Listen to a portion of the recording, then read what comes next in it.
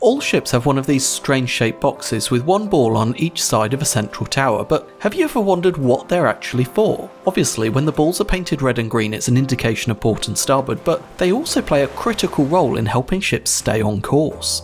This is a ship's binnacle, which houses her magnetic compass. Traditionally they were found on the ship's bridge, but nowadays you're more likely to find them up on the Monkey Island with a series of mirrors leading to the bridge so that you can still read it.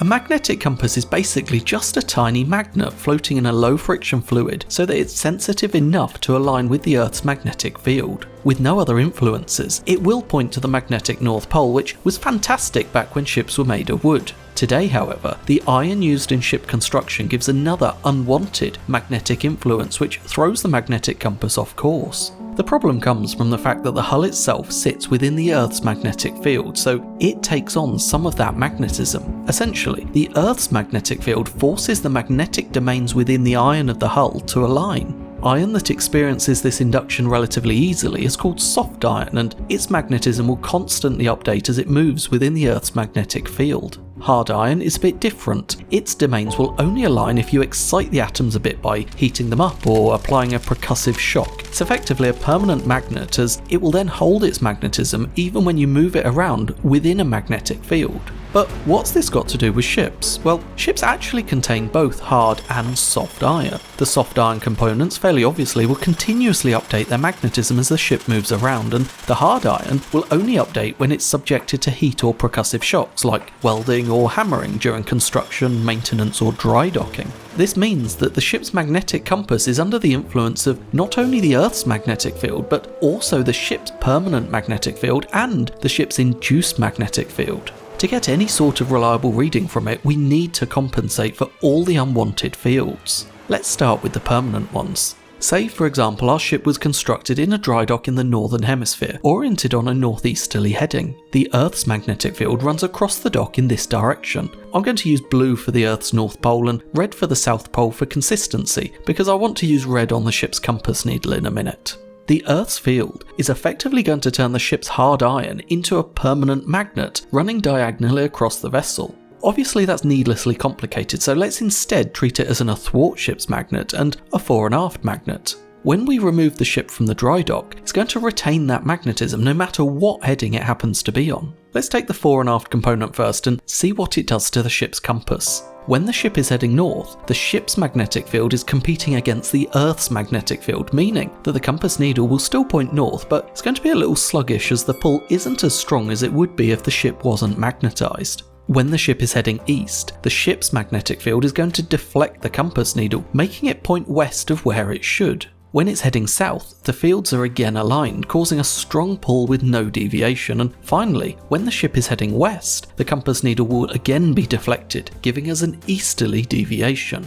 The thing is, as the fore and aft component of the ship's magnetic field is constant, it's relatively easy to correct. We just need to add a permanent magnet near the ship's compass to compensate. We want it to be such that when the ship is heading east or west, the corrector is strong enough to compensate for the deviation caused by the ship's magnetic field. Within the binnacle, there are a series of holes to hold fore and aft correctors, allowing you to move them closer to the compass to increase their strength or move them further away to decrease it. The exact same process applies for the athwart ship's component as well. It's going to have the greatest effect when the ship is heading north or south and is going to cause no deviation when steaming east or west. Again, you just add permanent athwart ship's correctors to compensate, slotting them into the athwart ship's slots on the binnacle. Brilliant, but there's still another permanent component that we haven't yet considered: vertical. At the poles, the Earth's magnetic field lines are completely vertical and only become horizontal exactly on the equator. This means that our ship constructed in the northern hemisphere will have a permanent vertical component with red at the bottom and blue at the top.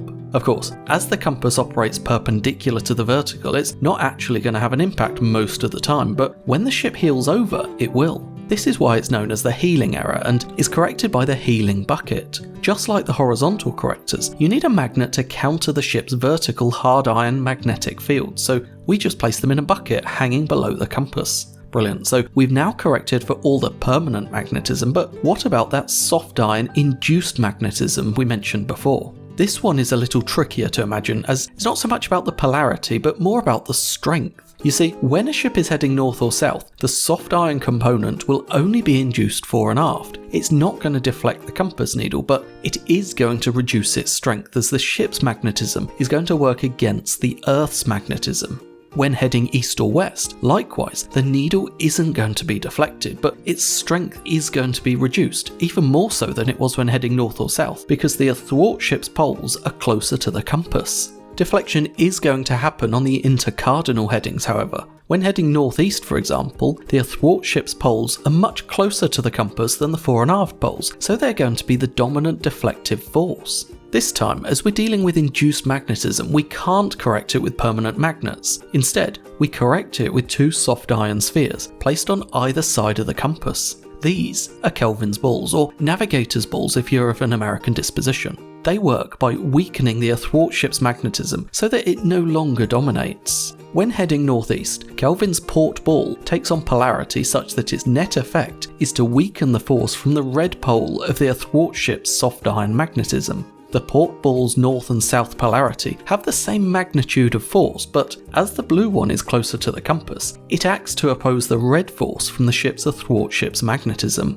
Heading north or south, Kelvin's balls will have zero effect, while heading east or west will give them maximum effect. Placed correctly, not only will they remove the intercardinal deflection due to that soft iron magnetism, but they will also even out the force felt by the compass needle, allowing it to rotate smoothly around its full 360 degrees. Perfect, but what about the final component, the soft iron vertical magnetic field? Well, this is what our final corrector is for, the Flinders bar. This is a soft iron bar placed on the front of the binnacle to counter the vertical induced magnetism. The idea is that the biggest culprit towards the vertical soft iron field will be the funnel and masts. Placing the Flinders bar on the opposite side of the binnacle, below the compass, should induce the same pole at the top of the Flinders bar as you would find at the top of the funnel. When the ship heels, the induced magnetism in the hull and the induced magnetism in the Flinders bar should cancel out, again, resulting in zero deflection in the ship's compass. Combining all of the correctors that we talked about today does do a reasonable job of correcting the magnetic compass, but over time, of course, things will inevitably change.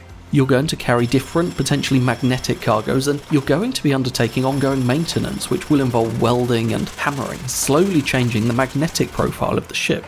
Compass adjusters will occasionally visit and swing the compass to reposition all the correctors, but other than that, all you can do is keep a log of the errors at least once per watch and simply be aware of what your error is at every point in time.